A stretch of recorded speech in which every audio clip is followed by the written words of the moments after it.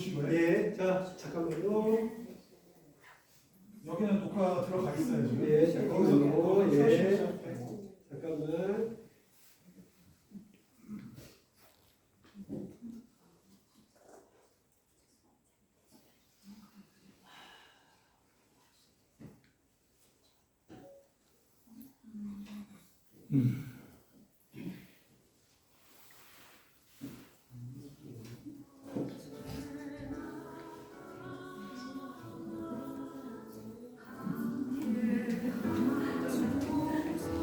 네, 시작하겠습니다.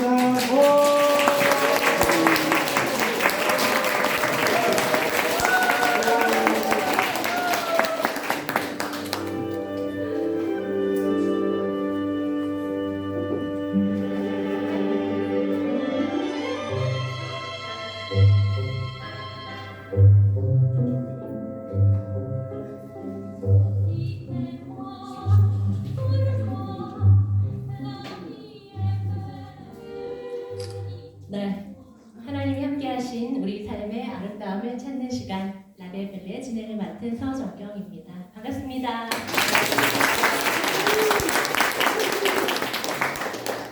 오늘 공지해드린 대로 우리 세길교회의 창립자 중에 한 분이시고 또 우리 사회의 큰 어른이신 한한상 선생님을 이렇게 모셨습니다. 올해 딱 90이신데 오늘 이렇게 부활절 예배부터 오늘 라베베르까지 자리를 해주셔서 얼마나 감사한지요. 그래서 먼저 시작하기 전에 우리 한한 선생님 오랜만에 와주신 김영 사모님께 따뜻한 환영의 박수를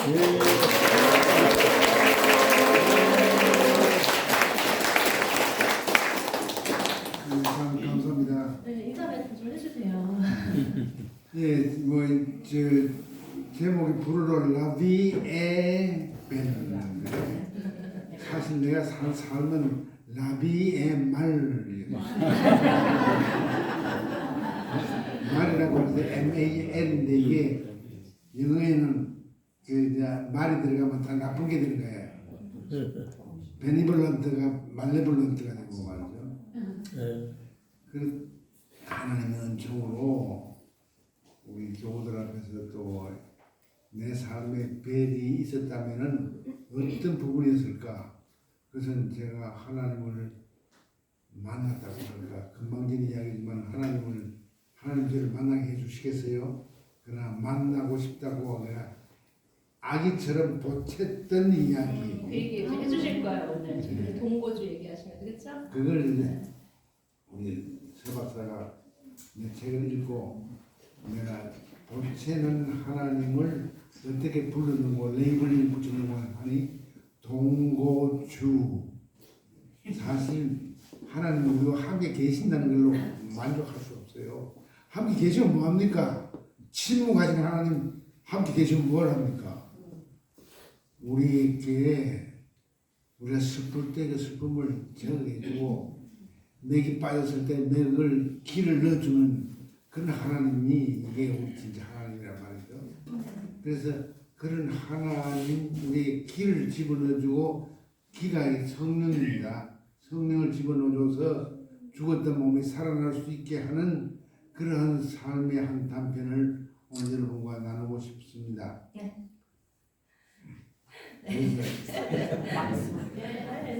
너무 말씀 잘 세박사님한테 주문한 열어주셨고요. 것은 내 어린 시절에 사진도 나오던데 보니까 나올 겁니다. 예.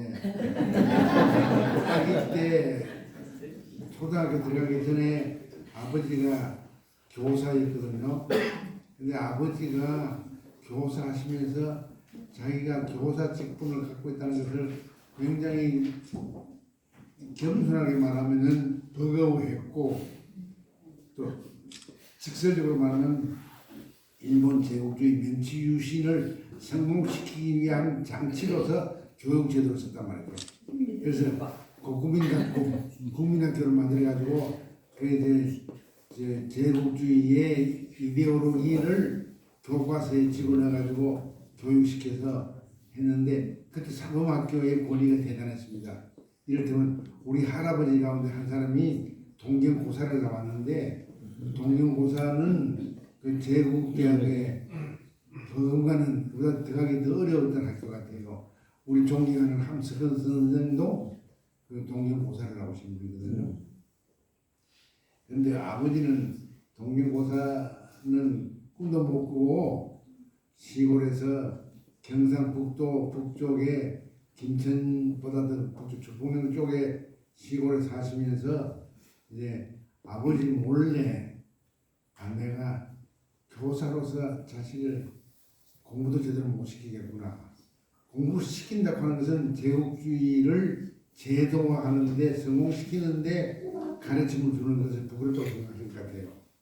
그래서 할아버지 몰래 대구 상고 그런 구상이라고 해서 지금도 명문학교에 하나입니다. 대구에서는 대구 상고 출신들은 은행 두치도 많았고 은행에 취직할 수도 있고 하니까 아버지 할아버지 몰래 구상 시험을 쳤는데 그거 들어가기도 힘들단 말이죠. 대구 사범 들어가기보다 더 어려웠다고 말할 수 있는데 하여튼 그런 시험 됐어요. 할아버지한테 고백했다가 야단 맞았어요. 쫓겨난 거예요. 너 등록금 어떻게 되려고 그러냐? 너 아이들 어떻게 교육시키려고 그러냐? 야단 맞고서 아버지가 혼나서 대구 사범 가는 건 놓쳤고 이미 1차니까 평양사범 대구 사범은 다 1차니까 놓치고 충청도에 있는 그 사범학교에 예, 거기 갔다고요. 그러다 김종필 씨 나오고 하는.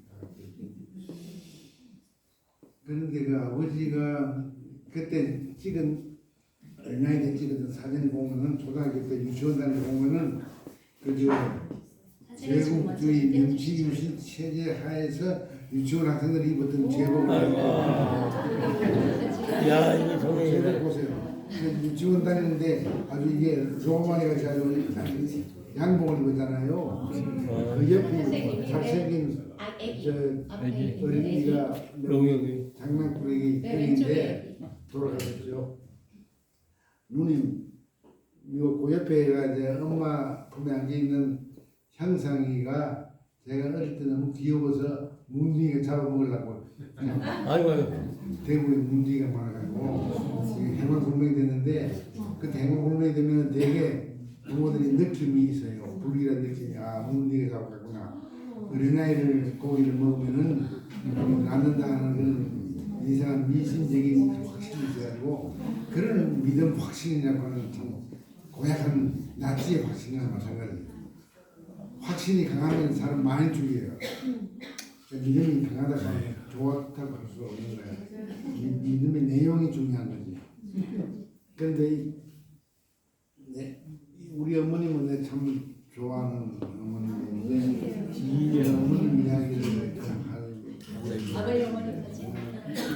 내 라비의 말을 라비의 벨로 바꿔주는 일을 엄마가 많이 하셨어요. 엄마는 일본 명지유신 이후에 세워진 각 시골에 있는 보통 학교, 국가에서 경영하는 학교에 그때 입학해서 아버지가 할아버지 외할아버지가 시골에 사는 침 놓고 한약방 아닌 그런 거거든요.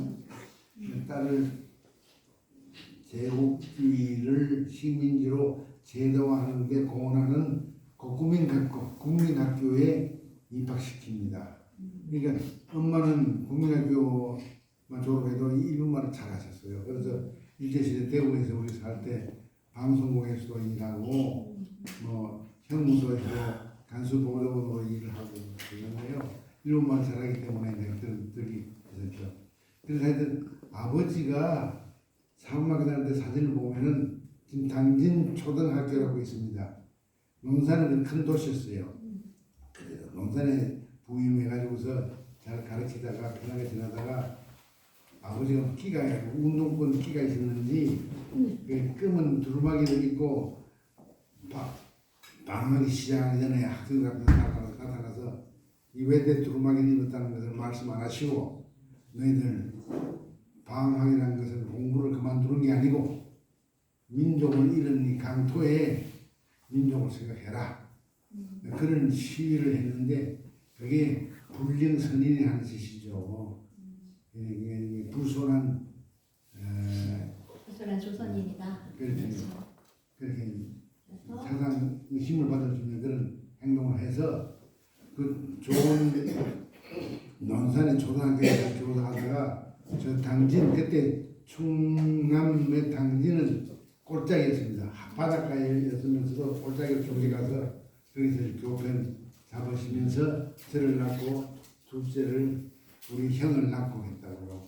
그러니까 1934년이나 3년쯤 가신 것 같아요. 근데 제가 이게 에피소드가 재밌는 에피소드였어요. 당진 출신의 유명한 스님이 계십니다. 봉은사의 주지 스님 하다가 쫓겨난 사람. 국가 권력에서 쫓겨났는데 이름이 뭐죠? 명진선님. 명진이라고 있어요. 명진. 네. 명진 스님이 쫓겨났을 때 제가 그 이야기를 듣고 아버지를 통해서 내가 아버지 생각을 해서 그분이 이제 암자에 쫓겨가서 정말 봉은사 같은 굉장히 큰 메가 처치 같은 메가 캠프였는데 거기서 주지 스님 하다가 쫓겨갔는데 제가 가서 한번 위로한 적이 있어요. 위로할 때 그때 명인 스님이 그 이야기를 하더라고요. 아, 당신의 선생님이 계셨기 때문에 자기가 기가 죽었다 그래서 여보시오. 당신 기는 하나님이 주신 기야. 그 기가 얼마나 센 것 같으면은 여기 광화문 수백 명, 수천 명 모인 자리에서 올라가서 윤석열 이놈 하고 소리를 내는 그 스님이었어요. 그 기가 세도 보통 센 게 아니고. 근데 그 스님하고 자기가 기가 세서 이 동네 자기가 태어난 그 지역에서는 자기가 제일 센 사람인 줄 알았는데 아유 선생님 앞에서는 겸손해. 아주 겸손지더라고요. 그래서 내가 보기에 명진 스님 당신은 주일학교 다녔으니까 어릴 때 주일학교 다녔대요. 그러면 구약의 아모스라든지 뭐 또 이런 작은 예언자 이야기 들었겠네요. 그러니까 들어서 안다고 그러더라고요. 그래서 당신을 말이야 이사야나 에레미야 같은 큰 선지자는 못 될 줄 몰라도 적어도 우리 역사 속에서는 당신은 지금 아모스 정도는 됐어. 그러니까 내가 당신보다 나이가 많고 내 아들 같은 나이는 차이가 있지만은 난 당신 존경합니다. 그러니까 아주 명인 스님이 깜짝 놀라가지고 여러 가지 이야기를 하더라고요. 왜 당신 난 서울대에 쫓겨난 적이 있지만은 당신은 봉은사 같은 좋은 쫓겨나시니 그 암자에 추락하더라고요. 그래서 암자의 위로를 하고 선지자는 하나님이 가장 선택하신 벨라비를 즐겼던 사람이다. 그런 식으로 이야기를 한 거예요. 그러니까 근데 왜 내가 이사야 된 건 아닙니까? 또 묻더라고요. 이사야는 대선지자인데 당신은 조금 더 기다려보고 내가 대선지자가 될 수 있다고 생각하면 내가 그때 또 알려줄게. 그렇게 했는데 애들 기세가 당당하더라고요. 기가 안 죽었어요. 그런데 그분에게 하나 물어본 게 있습니다. 2000년 전, 30년 전 공자나 예수님이나 이런 훌륭한 하나님이 선택해서 우리를 깨달음을 주시는 예언자들을 이렇게 세상에 보내셨는데 불교에서는 내가 잘 모르지만은 참선한다고 국가 권력이 때려 죽이는 법이 있습니까? 그러니까 그런 거 없대요.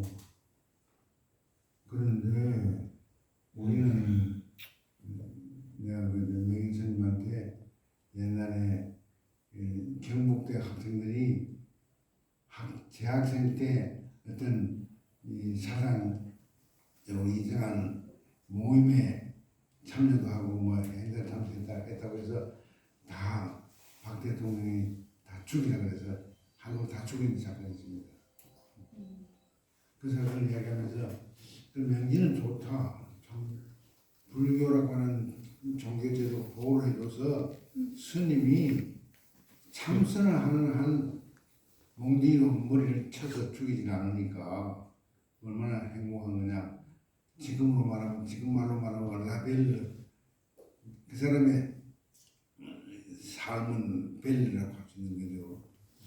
그런데 기독교 목사들은 조금 잘못했다고 해서 막 잡아가지고 쫓아내고 뭐 이런 게 있어서 나는 그래서 서울대 쫓겨난 것 같다. 그러니까 예언자라고 하는 운명이 참 고약하고 고생스러운 있지만은 보람은 있지만은 그러나 괴로운 일이다. 그러니까 벨이라고 라비에 벨이라고 말할 수는 없다.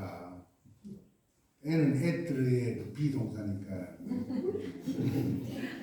라비에 벨이라고 말할 수는 없다. 이렇게 얘기를 하고 힘내시오. 그러니까 명인 스님이 저를 또 위로한다고. 아 선생님 당진 출신이라는 건 몰랐습니다. 자기가 당진에서는 제일 예언자적인 목소리를 내는 사람인 줄 알았는데 대선배님이 있으니까 그래서 또 나를 위로해서 고맙습니다. 나는 대선이자는 그냥 소선자도 못 되는 사람입니다. 라고 깨우치면서 기분 좋게 헤어진 적이 있습니다. 근데 그 스님을 우리 사회자는 말 중간에 좀 끊고 사회자에게 기회를 주셔야 돼. 사회는 사회만 하는 거고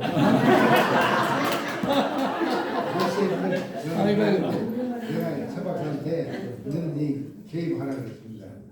그냥 개입하라고 지금. 아니 왜냐면 중간에 빠지지 않고 이렇게 들어가야지.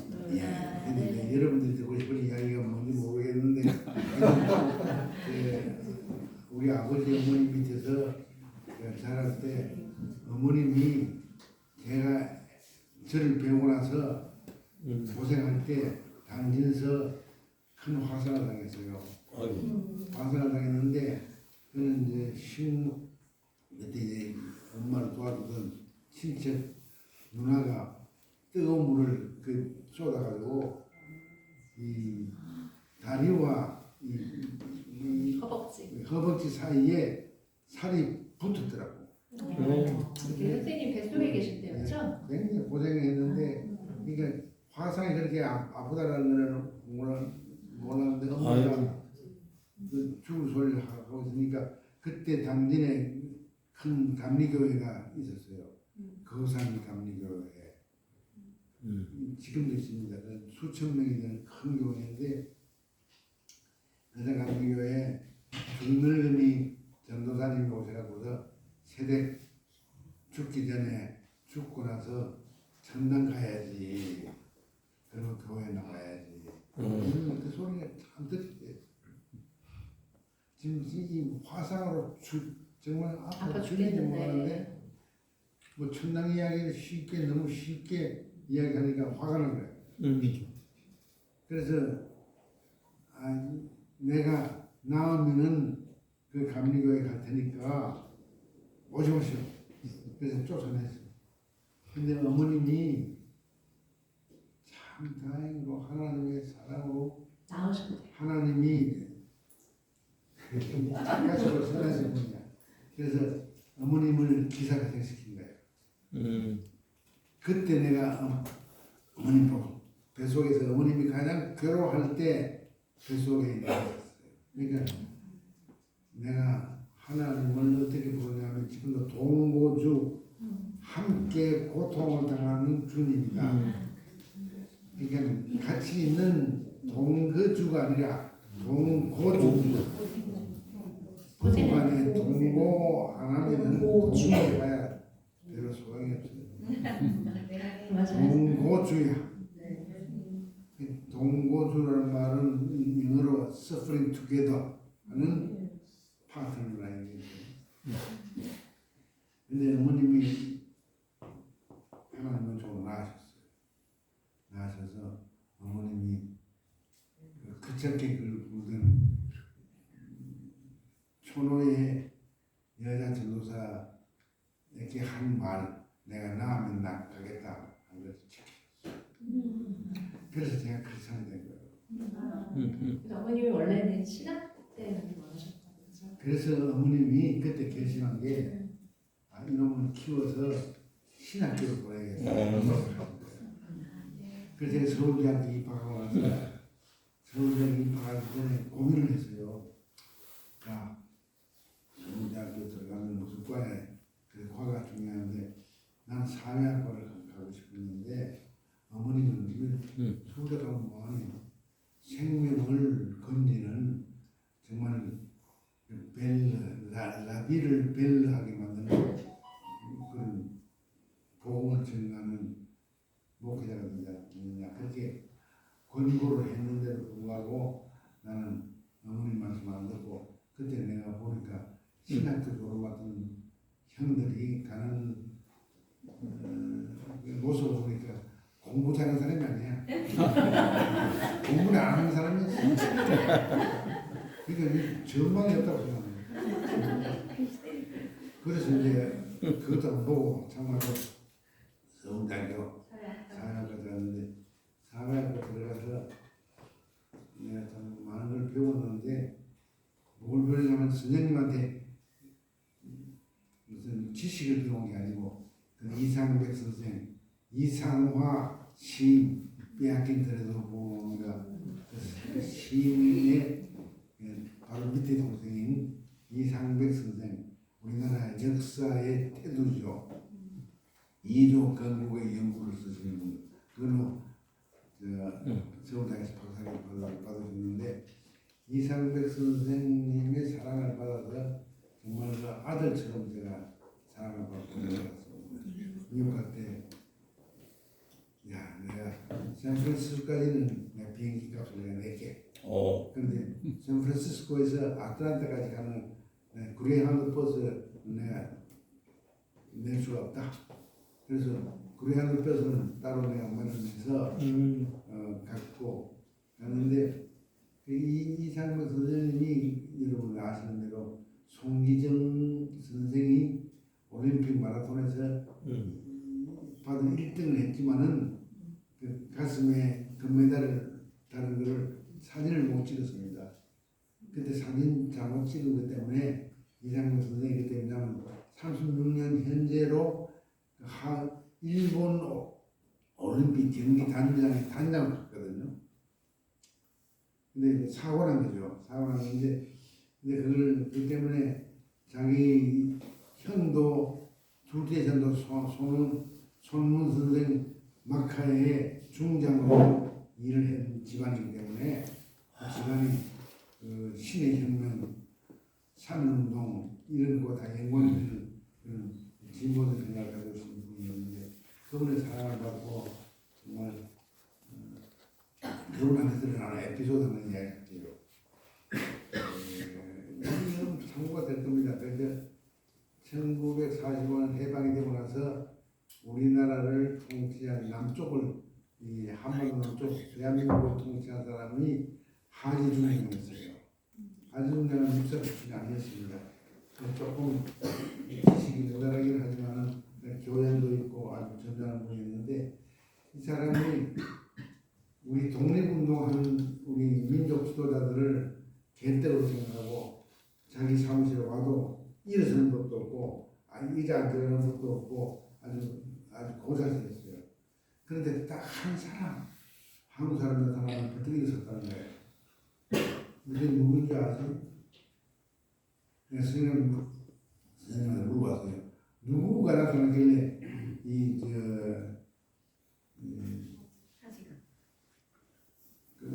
우리나라를 통치한 미국 사령관이 어떻게 일어섰느냐 그러니까 그게 바로 기독교를 일찍 받아들인 예언령이었다. 뭐야? 몽향이 나타나면은 이게 불뚝이 있었다는 거예요. 그게 무슨 말입니까? 몽향이 주는 그 위세가 있다는 거지. 우리 인품에서 풍기는 그것이 가지고 불뚝이 있었는데 그때 해방 직후에 이제 좌우로 갈라지고 있는데 몽향을 합쳐가지고 하나로 만들려고 했는데 가장 앞장선 사람이 우리 개신교 선배 가운데 두 사람이 있어요. 한 사람은 몽양이고 한 사람은 세문안교회 장로였던 김규식. 김규식 우사 김규식 선생님이었어요. 그 둘이가 다참 그때 기독교 신자라고 하는 사람들은 상당히 이제 몸을 던진 사람이었어요. 나는 그걸 잘하고 생각했어요. 어릴 때 그런 이야기를 들으면서 야, 나는 성기교 출신의 보수적인 신앙을 갖고 있지만은 기독교에 입문한 우리 역사적 인물의 중심에는 기가 막힌 이 종말론적인 믿음이었어요. 그게 개벽 신앙하고도 통할 수도 있는데 그게 뭐냐면 하나님 나라, 하나님이 지배하는 나라. 이 하나님 나라라는 그런 개념이 이게 꿈을 이룩하는 새로운 질서와 새로운 세상이에요. 여기에 도취된 몽양이 아주 지독한 유가 집안의 양편에 근홍 집안에 태어났지만은 그 아버지가 22살에 돌아가셨으니까 아버지가 돌아가시자마자 장롱 깁속에 있는 노예 문설처럼 불태워버렸어요. 불태워버리고 교회를 다녔는데 그 교회가 여러분들 그 남궁동 길목에 들어가 있는 교회인데 한국의 제일 보수적인 교단의 모교회입니다. 이게 무슨 교회죠? 승동교회. 승동교회죠. 승동교회인데 승동교회의 조사 그때 조사라고 하는 것은 뭐냐면은 목사도 아니고 부목사도 아니고 조사도 아니고 평신도인데 신학대학에서 설교를 할 수 있는 권한을 인정해 줬어요. 그러니까 몽양이 노예 해방을 시키면서 있는데 그 교회가 지금은 가장 보수적인 교단의 모교회가 됐지만은 이것도 아이러니죠. 그런데 그 교회에서 장로 가운데 백정 장로가 나왔어요. 백정이 박선춘이에요. 사람 이름이 백정 이름이 없으니까 사람들이 같은 크리스천들이 레이블링을 해준 거야. 이름을 붙여준 거야.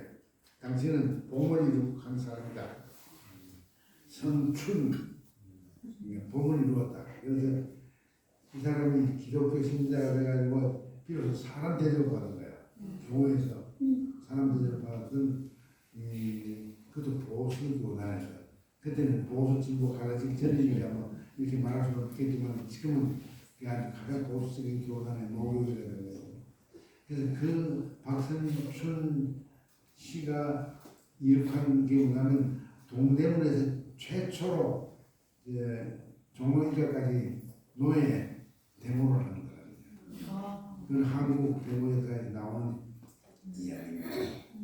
그러니까 한국에는 기독교의 씨앗이 뿌려질 때 가장 밑바닥 사람들에게 뿌려질 거예요. 그게 갈릴리 예수의 이미지하고 굉장히 비슷한 겁니다. 우리 갈릴리 교회라고 하는 게 있었습니다. 다 그 사람들 다 돌아가셨지만 지금 한국 기독자 교회의 멤버였던 사람들인데 그 기상을 중심으로 해서 목사님들이 많이 참여하셨는데 그런 분이 이제 우리 그게 그런 분이 난 몽양 선생한 사람이 벨 일을 살았다 생각합니다. 요즘 저랑 이거 시작하기 전에 잠깐 나눴던 얘기가 본인의 삶은 정말 라비의 멀스지만 하나님을 믿어서 벨을 수 있었다라는 얘기를 내가 해보겠다라고 얘기하시고 지금 이렇게 얘기를 길게 해주신 거예요. 그래서 사실 제가 이 선생님의 긴 그 역사, 삶의 배적 한 번의 인터뷰를 가지고 제가 달리하기 참 어려웠습니다. 오늘 우리가 믿음의 선배를 볼 때 자랑스럽다. 저 사람을 따라가야겠다 하는 그런 마음속에 있는 선배가 그렇게 많지는 않는데 몽양은 틀림없이 내가 몽양 같은 걸 살아야지. 목량은 교회를 잘못 선택해가지고 빛나지 못했어요. 목량 그 위에 이제 성가들하고 좀 갈등이 돼가지고서 혼자 상해 가서 민족교회를 한다고 상해에 나와 있는 사람들도 있고 또 장사하는 사람들도 있었는데 그 사람들의 교회를 설치해서 봉사를 했지만 별로 재미는 못 보고 별로 해피한 삶을 살지 못했던 것 같아요. 그런데 그때에 이 목량과 견줄수는 또 하나 인물이 성악교에서 나왔어요. 한혜숙 교수가 그런 전공으로 법학자로서 유명한 법조인들의 책을 이렇게 두껍게 쓴 걸 받아봤는데 사실은 그 세문안교회 30대 젊은이로서 와서 그 언더우드를 선교에 도와가지고 오늘 세문안교회를 만든 세문안교회 전통은 또 아까 그 교회하고 정동교회하고 또 다르고요. 정동교회는 그 손정도 목사가 계시기 때문에 그거는 뭐 목사님이 앞장서서 독립운동하셨기 때문에 그 교회는 찬란한 빛나는 교회였죠. 그런데 하여튼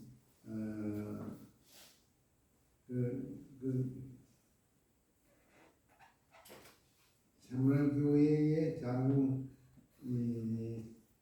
장로가 30대 중반에 된 김구사 김규식 선생은 그때 한국 사람 중에 영어 제일 잘했다는 거죠. 영어로 시를 쓰고 하는 정도로 잘 쓰는데 그 김규식 선생의 흔적을 제가 한번 찾아보려고 세문안교회 몇 번 찾아갔는데 또 현재 사람교회 목사 다른 목사가 또 서울대학도 나와 사회학도 나오고 또 에모리 신학도 나오고 해서 갔는데 내가 거기 가서 굉장히 이승학 목사님을 불편하게 하는 것 같아요. 왜냐하면 교인들이 왜 한원사이가 우리 교회 왔냐 말이야. 이런 말이 생기니까 목사님에게 보시면 안 되죠. 근데 그 이야기 듣자마자 그 교회에 딱 앉았습니다. 이제 한번 이승학 목사님한테 점심을 사면서 아주 이야기하려고 그러는데 그래서 내 삶에 있어서 별 말을 쓴 게 아니고 말고 있었다는 이야기입니다. 그 이야기를 하기 위해서 하는 건데 bad life도 있었지만은 bad life 속에서 난 하나님은 좀 느낀 것을 집중적으로 느낀 게 감옥에 감옥에 있을 때였어요. 잠깐만요. 1분만 쉬었다 갈게요. 물 한 모금 드시고요. 물 한 모금 드시고.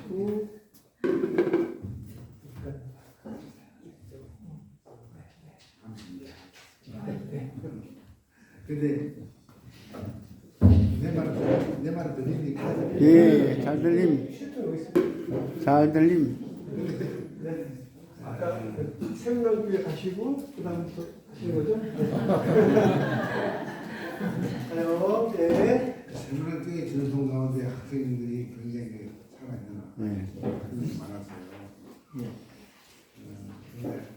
그게 김규식 장로의 전통인데 김규식 장로가 한국 독립운동에 그렇게 주도를 했다는 많이 하는 거예요.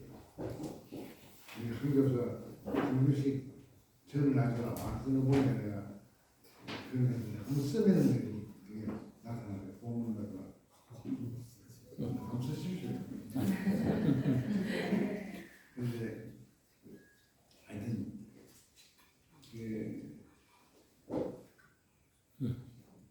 제 서울대학교에서 교수가 되는 과정이 나에게는 고통스러웠는데 대고통스러운 게 언제냐면은 경북대학 학생들이 자율집행하는 게 있죠. 그게 무슨 사건이죠? 인혁당? 인혁당 인혁인가? 인혁 사건으로서 박정희 대통령이 네. 재판에서 사행성 원하자마자 죽이라 그래가지고 죽이는 네, 9일만. 그 사건을 보고 제가 그게 충격을 받았던 것이 기억이 납니다. 근데 그 충격을 받았던 것이 더럽기 때문에 충격을 받는 게 아니라 내가 서울대에 쫓겨나서 감옥에 갇혀 있을 때 새벽만 되면은 어느 보면은 젊은 학생들의 그 소리인데 신음소리. 예. 신음소리. 마이크. 잘 들리. 엄마 왜 나를 낳으셨어요? 그 심한 소리를 들었을 때 저게 조승우 소리인가? 이해찬의 소리인가? 그런 생각을 해보면서 마음이 가서 그런 속에서 내가 제일 가깝게 알았던 사귀었던 목사 한 분 있어요. 서울대 사회학과에 같이 시험 쳤는데 그 친구는 떨어지고 한신대학을 가고 그래서 가르쳤지만 목사가 돼서 그냥 만났단 말이에요. 그분은 목사가 되고 나는 교사가 돼서 만났는데 그분이 가시는 방이 남산 지하 2층에 끝방이었고 끝방 앞이 바로 내 방이었다고요. 근데 그 방에서 팍팍 소리가 나요. 몽디로 패는 것 같아요. 그러니까 막 죽는 소리가 나고 그러는데 그래서 저는 몸이 작아서 그런지 그렇게 몽디로 맞지는 않았습니다. 또 내가 경상도 사람이니까 봐준 게 있는지 모르겠지만 그러면 무섭겠다고 생각했거든요. 왜냐면 하루는 제가 제일 아팠던 몽둥이는 어떤 몽둥이냐면 언어의 몽둥이였는데 실제 몽둥이 아니고 어느 날 한 4사람이 우락부락하게 생긴 사람이 실제가 아주 건장한 사람이 들어와서 이 새끼가 항상이야? 그러더라고. 그러니까 나를 조사하는 4사람이 있으니까 방방에 있으니까 그렇다고 그것도 그런데 이 새끼가 사람 아니야. 어떻게 해서 경상도 놈이 전라도 놈을 대통령으로 온 거야. 내가 사람이 아닌 이유 설명이 기가 막힌 거야. 이것도 내가 경상도 사람으로서 참을 수 없었어. 나는 경상도 사람이기 전에 사람이야. 저 이름은 이름이 국민대 교수야 이게? 국민대 교수라면 어떻게 전라도 놈을 대통령으로 옹립하려고 하는 게 가라앉느냐 말이야. 그때 제 마음이 너무 아팠어요. 그때 나에게 구체적으로 위로를 주신 분이 내가 감옥에서 만난 하나님이었어요. 어떻게 위로 줬는가? 방이 이제 끝방에 서 있었으니까 화장실 가려고 그러면은 우리가 그저 혼자 못 갑니다. 꼭 그 같이 팀으로 우리를 조사하던 4사람 중에 2사람, 1사람, 2사람이 따라갑니다. 따라가서 이제 변호사한테도 감시하는데 그때 이제 우리가 끝방에 있으니까 나는 문을 열어놨다. 문을 막 열어놨으니까 문 열어놨을 때 그 이해동 목사님 지나가는 걸 보려고 내가 열어놨거든. 이해동 목사님 눈을 감고 가니까 갈 때는 못 보는 거야. 머리만 보고 그러고 시위하고 나서 돌아올 때 그 조사관하고 같이 나오는데 그때 내가 가슴에 부위를 탁 부위를 이렇게 그래서 빅토리라고 하는 이야기 기죽 좀 하라. 그것도 안 봐. 안 보고 조치를 받았고요. 그런데 나는 안 봤다고 생각하는데 본 것 같아. 어떤 일이 있었냐면은 내가 저 사람 이 목사가 나하고 사회가 동기가 되고 했는데 같이 가가지고 목사가 되고 교수가 됐지만은 이게 보통 경로 문을 내가 좀 주고 싶었어요. 줄 게 없었다고. 내가 가지고 간 집에서 잡혀갈 때 손바닥만한 종서력센터에서 받은 산 영어로도 되고 우리나라 말로도 되는 그런 성서가 있었어요. 그 한 권이 있었단 말이에요. 그래서 난 볼 수가 있었거든. 이 목사 저렇게 팍팍 소리 내고 아야야 소리 지르고 그 신음하고 할 때 그게 변소 갔다 오다가 눈도 안 마주치고 저 방으로 들어가는 거 볼 때 마음이 아파서 아 내가 본 성서 저거를 줘야겠구나. 근데 내가 줄 수 없더라고. 성서 주려고 마음을 결심했는데 그 성서 전체를 주려고 그러니까 나는 어떡하지? 나는 어디서 이 위로를 받지? 하나님의 위로를 받지? 이런 생각이 들어가지고 못 주겠더라고요. 그런데 그걸 가지고 고민하고 기도하는데 하나님께서 번개처럼 계시를 주신 거예요. 그 필요. 성도 찢어. 성도를 찢었어요. 내가 평신도니까 평신도 바울의 이야기 편지 주로 내가 갖고 그리고 예수 그리스도 하나님의 아들에 대한 사복음서는 목사님한테 주기로 했어요. 그래서 찢어가지고 찢는데 그때 이 책 만들 때 기술이 참 좋았던 것 같아요. 찢는데 소리가 기가 막히게 아름다운 소리가 나더라고요. 깨끗하게 찢어지더라고요. 그러니까 사도행전과 사복음서 사이를 찢는데 쫙 찢어지더라고요. 그래서 사복음서는 목사님한테 드리고 나는 평신도니까 사도 바울의 편지를 내가 가졌어요. 내가 사도 바울의 편지를 그렇게 평소에 편할 때 자주 안 읽었습니다. 그 안에서 읽으니까 기가 막히더라고요. 이게 라벨 지정어가 아니라 이 그야말로 꿀보다 더 단 영적인 음식이었다고 생각해요.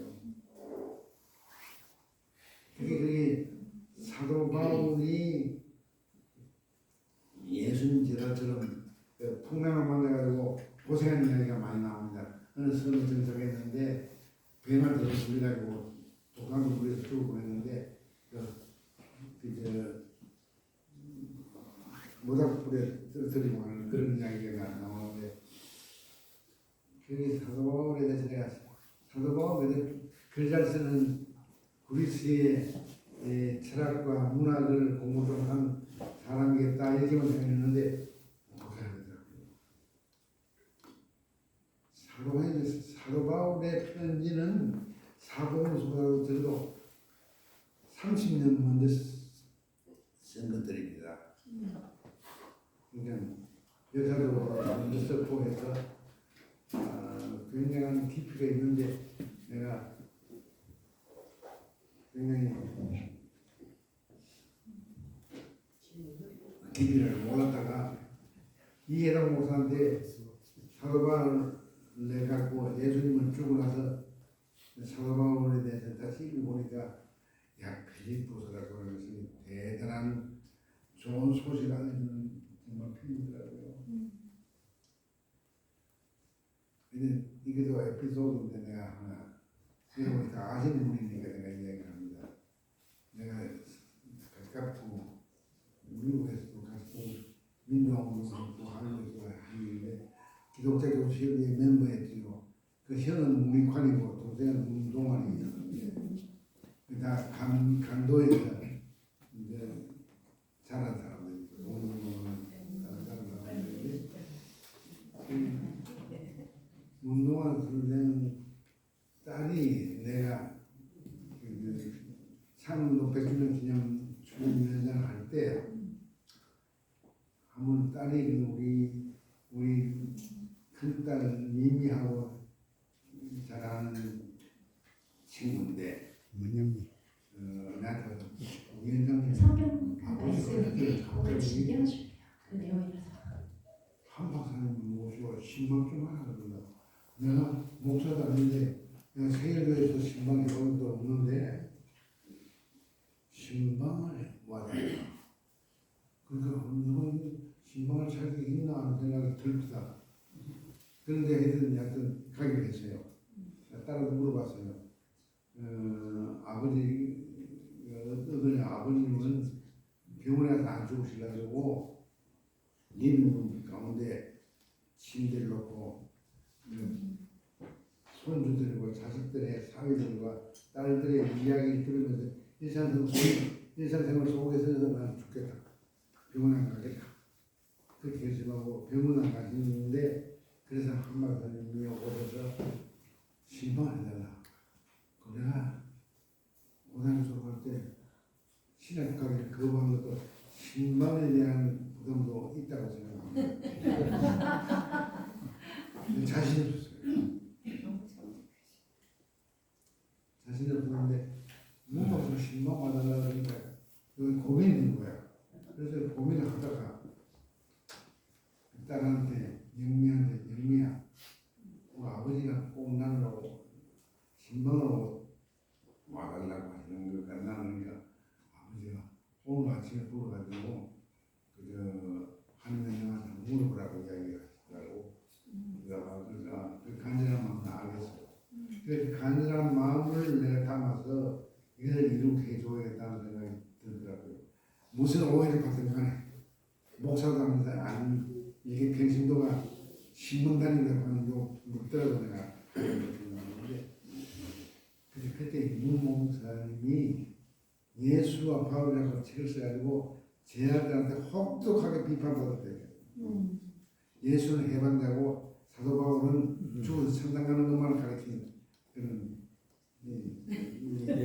토속적인 신앙이다. 이렇게 그런 주장을 했어요. 그래서 아버님이 자기 제자들로부터도 이날 사람들도 외롭구나 하는 생각이 갔어요. 가서 문마사를 보니까 문마사가 눈을 감고 있는데 한번 들어와서 그래서 내가 그랬습니다. 오늘 제가 신방을 왔습니다. 내 인생 처음으로 신방을 왔습니다. 신방한 적이 없습니다. 신방은 이제 친구들이 놀러 가는 거 아닙니다. 성서의 메시지가 할까요? 초보 고리도전도 처음 했지. 저기 저기 뛰어왔습니다. 고려도 되게 좋아하시는 고리도전. 내가 좋아하는 이것도 이야기하지만은 이보다 더 중요한 메시지를 전하고 싶었어요. 빌립보서에 나오는 이야기인데 빌립보서에 보면 그런 메시지가 있습니다. 내가 사는 것과 죽는 것을 선택하려면 무엇을 선택할지나 고민된다 그랬어요. 여러분 사는 것과 죽는 것 선택하는데 고민이 있습니까? 전부 100명이 101명이 난 산다고 다른 쪽으로 이게 지지하던데 무슨 고민이 있습니까 그게? 근데 사도 바울은 고민했다. 선택하는 고민했다. 왜냐하면은 내가 죽으면은 아까 이 고린도전서 나오는 이 말대로 12절에 우리가 지금은 그걸로 보니까 힘이 하나 그때는 얼굴과 얼굴을 대하여 볼 것이요 지금은 내가 부분적으로 아나 그때는 주께서 나를 아실 것까지 내가 온전히 아니라 지식이라는 게 뭡니까? 지식이라고 하는 카그니티브 에빌리티라고 하는 것은 부분적으로 아는 것을 전체적으로 확장시키는 거예요. 그러니까 전체적으로 파악할 수 없게 만드는 힘이 이게 정치적인 이데올로기라고 하는 겁니다. 이게 프루타파에서 굉장히 연구를 많이 하는 주제죠. 이데올로기가 지식을 이걸 디스토트, 이걸 왜곡시키고 굴절시키고 파편화시켜서 전체를 못 보게 하는 거예요. 나는 사회학을 했기 때문에 지식의 전체성, 전체적인 지식을 가르치는 게 얼마나 힘들다는 걸 내가 압니다. 내가 범죄 사회학을 했거든요. 이 형사정치하고 좀 관련 있는 분야지만 범죄 사회. 이게 부분적으로 아는 것을 국가 권력이 이게 고약할수록 전체주의적인 권력일수록 전체적으로 보는 인식 능력을 축소시켜서 불분화 파편화시키는 거예요. 그러니까 진시 전체는 모르는 거지. 그러니까 내한테 와서 이 새끼가 서울대 교수야. 이게 전라도 놈을 대통령으로 시키려고 그래. 이 인간 아니야. 이렇게 부분적으로 보고서 안달아가 되는 것이죠. 불쌍하죠. 그런 사람들하고 싸우기가 참 힘듭니다. 왜냐면 불쌍하지 않고 미워하기만 하면 미움으로 돌기를 할 수가 있는데 이 불쌍한 도둑도 못해요. 그래서 그런 고통을 겪는 중에 저는 하나님을 만나는데 하나님은 내가 전체를 볼 수 있다는 힘이 토탈 카그니션 전체를 인식하게 하는 인식의 지평과 깊이를 넓히고 깊이 하는 심화시키는 능력이 사회학에 있다. 이런 이야기를 하면 끝이 없는 거예요. 중간에 주시기.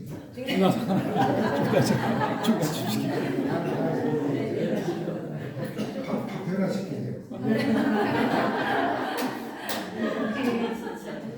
너무 얘기를 이렇게 왜냐면 사실 오늘 이 자리는 뭐 제가 선생님을 이렇게 이끄는 사회자 이게 중요한 게 아니라 우리 선생님의 목소리와 말씀과 이 모습을 우리가 남기는 그런 의미가 크기 때문에 되게 많이 하실 수 있게 제가 제어를 안 했고요.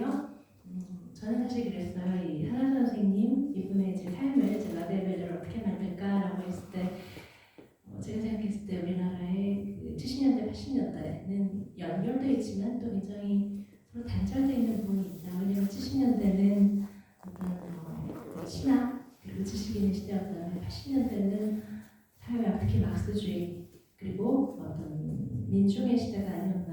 그런데 우리 한원 선생님께서는 70년대, 80년대의 어떤 대표적인 정학자 한 분이 계셨는데 사회학을 전공하셨는데 막스주의보다는 친하게 훨씬 경도되신 분이시고 그리고 민중 사회학을 발전시켰지만 굉장히 또 지식인으로서의 정체성이 강하신 분이다.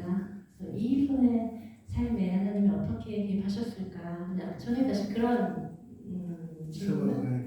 그 부분에 대한 해석은 내가 살아온 대사적인 현실 속에서 다시 제고하면은 항상 옳은 것까지는 않아요. 왜냐면 내가 미국 간 게 1962년에 갔거든. 62년에 미국에 갔단 말이야. 아틀란타까지 거의 없어가지고 그레이하운드 버스를 타는데 그레이하운드 빠르기는 빠른데 그것도 75세는 영어도 제대로 못하는데 옆에 미국 할머니가 와 앉아가지고 영어로 너 어디 가느냐 그러면 I'm going to Atlanta. 아틀란타는 어디냐 이거? 조지안. 아틀란타가 조지아의 수도지요. 그러면 you mean 알라나?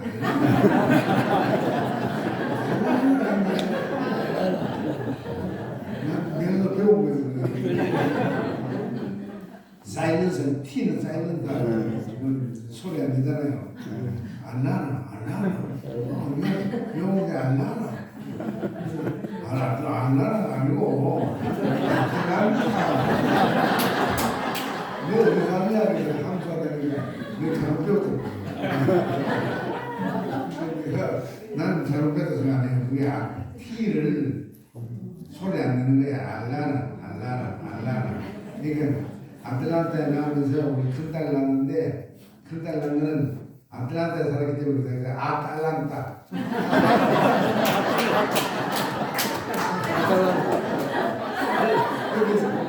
내 친구 아들이 나서 나는 아들 낳다.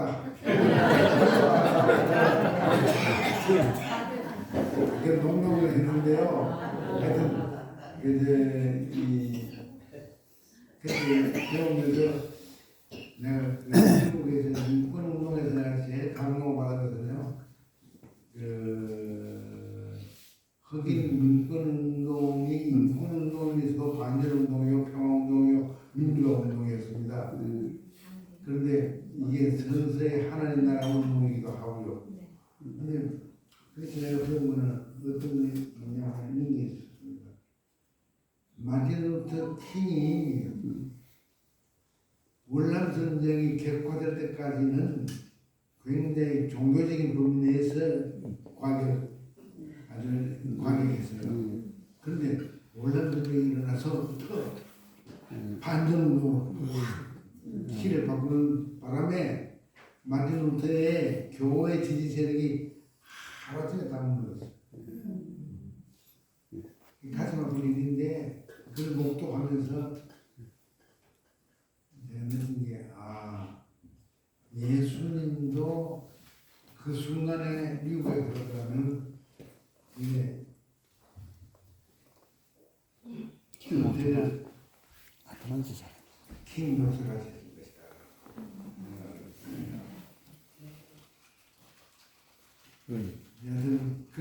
그러고 나서 내가 지금 서울다가 80년대는 마크시스트와 담론과 신학 담론이 있었는데 내가 신학 담론을 되겠다. 그건 아닙니다. 마크시스트 담론과 하나님 나라의 담론은 같은 거라고 생각해요. 어느 게 폭이 더 넓으냐는 게 차이가 있지.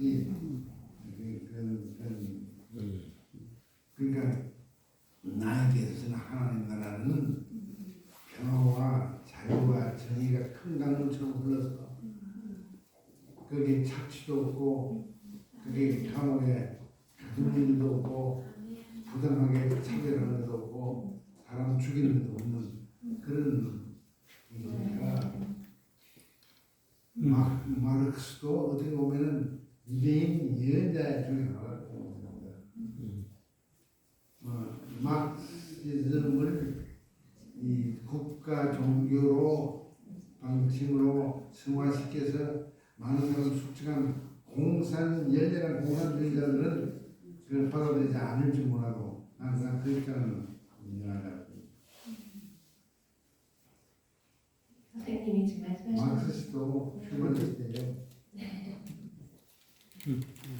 근데 이런 이야기를 해야 되지 않아야 되는지 모르겠는데 각주로 들으시기 바랍니다. 내가 했다는 얘기는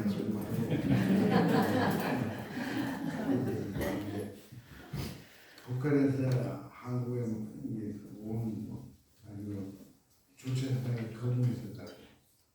여러분 다 아십니다. 돌아갔었죠.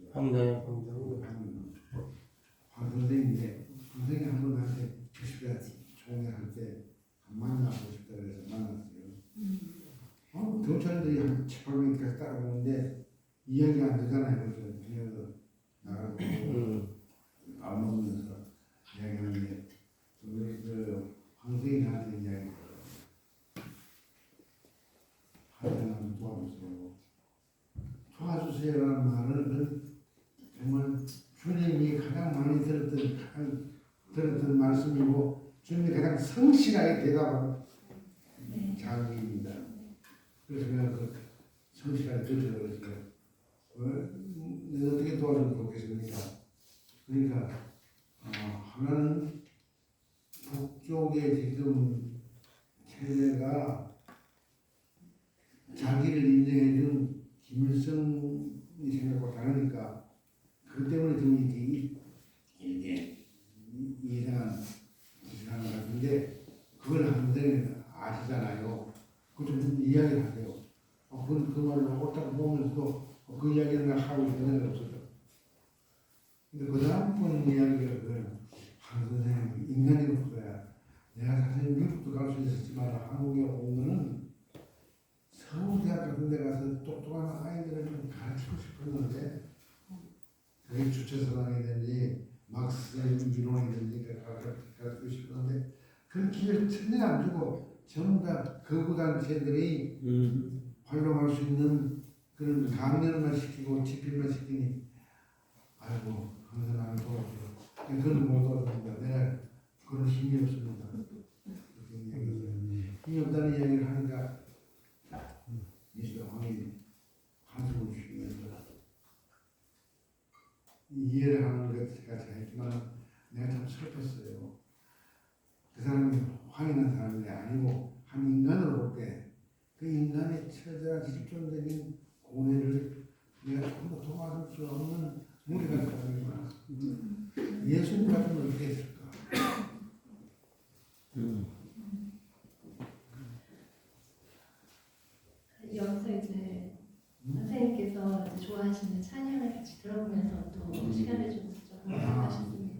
그냥 김민기 이야기 좀 해야 되겠습니다.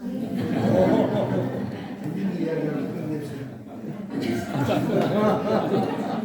한 시간 될 그 캠퍼스 내가 결집해 동의를 할 거든가 아니면 내가 물리대 향수에 젖어서 그 물리대 캠퍼스가 그게 경성 제국대학에 공부했던 그 마당이 있으니까 가면은 가끔 거기에 그 민기가 나타나요.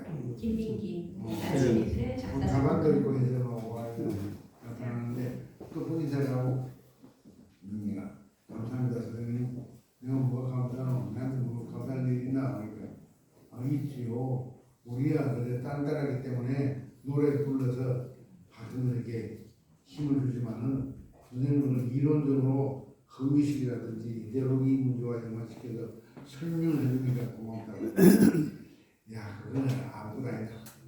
그건 내 고생하는 학생들의 고통에 비하면 내가 항상 선생님 고맙습니다. 하여튼 그걸 설명을 이렇게 큰 거대 이론과 연결시켜서 설명해 주시니까 힘을 얻는데 그때 이제 김민기가 그렇게 겸손하다는 걸 느꼈어요. 김민기가 참 겸손한 사람이었다. 그 사람의 상록수를 보면은요, 우리 가진 건 별로 없지만, 우리가 가진 건 별로 없지만은 우리는 멀고 험해도 물고 보면도 꽉 뺏 가사가 뭐죠? 우리가 가진 것 비록 적어도 손에 손 맞잡고 손에 손을 맞잡고 가진 건 적지만은 손에 손을 맞잡고 함께 눈물을 흘리니 이게 운동부 학생들의 그 처절한 삶의 라빈 벨레이다. 라빈 베스트이다. 그게 내가 교수에 쓰면서 늘 강의실 도서실로 이렇게 들어가면서 노래를 빽빽 부를 때 책도 읽을 수도 없고 시끄럽다고 생각했는데 소음으로 생각했는데 그 내용을 민기한테 들어보니까 피미친 절규야. 상목수는 솔잎은 아무도 돌보는 사람은 없지만은 지 스스로 그 푸른을 생산해서 자연의 그 살아있음을, 봄이 있음을, 희망이 있음을 알려주는 거 아닙니까? 아유, 김 선생은 나한테 감사한 적 없고 나는 김 선생한테 정말 감사하다. 그 후에 내가 서울대에 쫓겨나와서 결혼 주례를 할 때 꼭 부르는 노래가 있었습니다.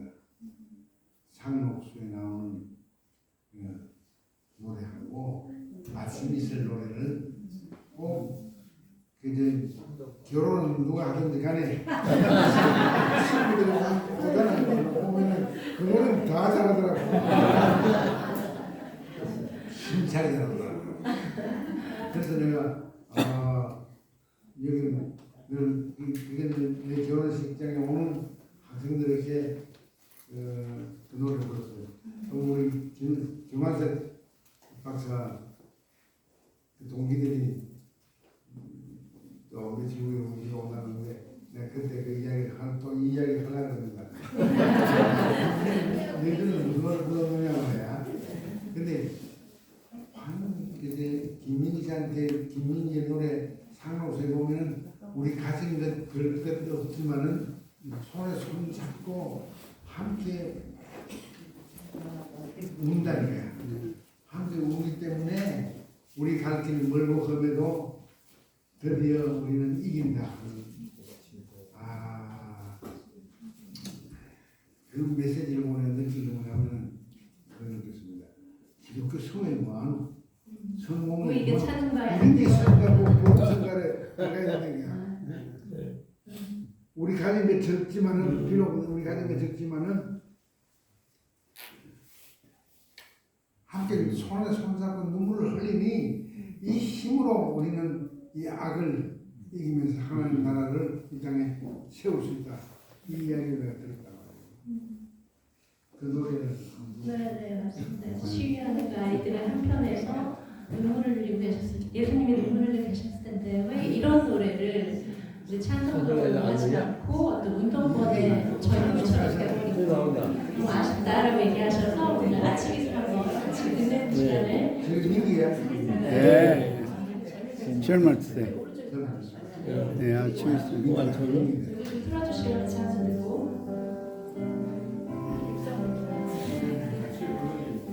소리 조금 더 키워주시겠어요? 같이 불러주시면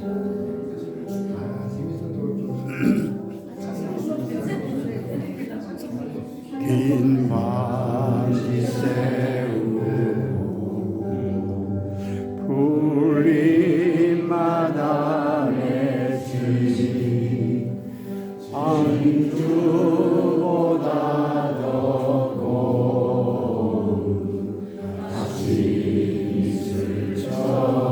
아침이슬처럼 내 맘에 서름이 아라리네 집에 아침 동산에 올라 작은 미소를 댄다. 태양은 저지 위에 붉게 타오르고 한낮에 지는 더위는 나의 시련일지라. 나 이제 가노라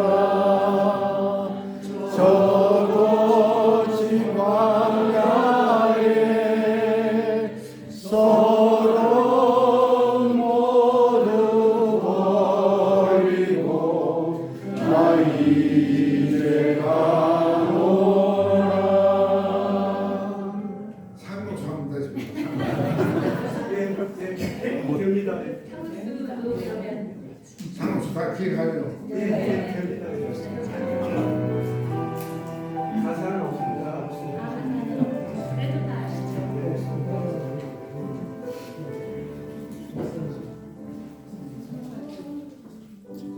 저들의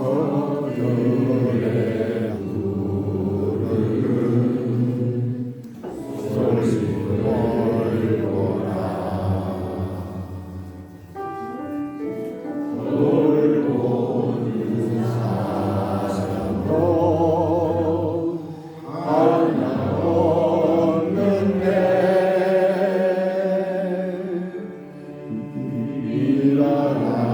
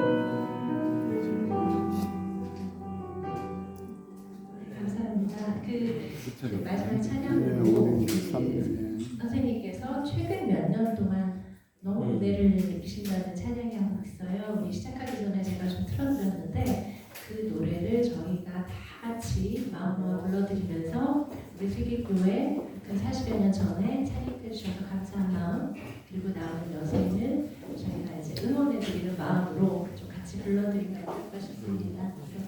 노래를 같이 한번 불러주시죠.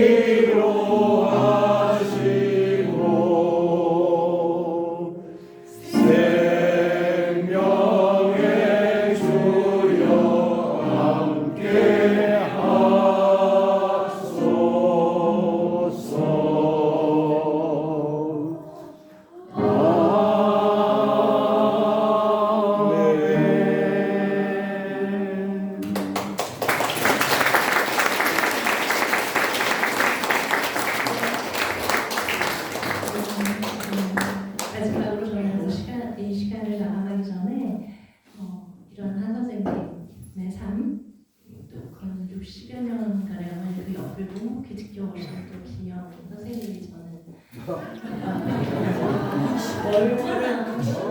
얼마나 예쁘고 이런 사진을 보내주시는지 정말 감사드려요.